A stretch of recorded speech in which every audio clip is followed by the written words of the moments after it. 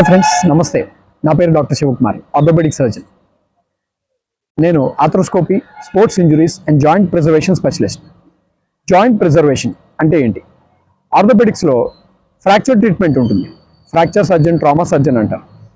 Joint replacements ఉంటాయి, అంటే joints బాగా అరిగిపోయినప్పుడు దాన్ని కంప్లీట్లీ చేంజ్ చేయాల్సి వస్తుంది.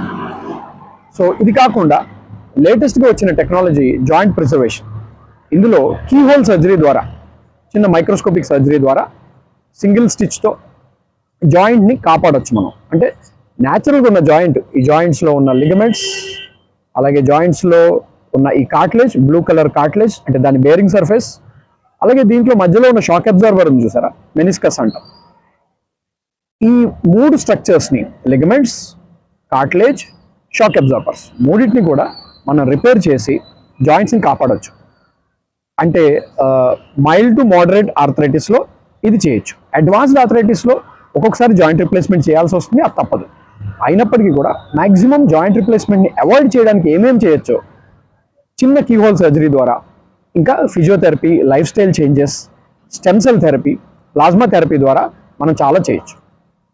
సో దీని గురించి ఇంకేదైనా మీకు అనుమానాలు ఉంటే కామెంట్ చేయండి, నేను రిప్లై చేస్తాను.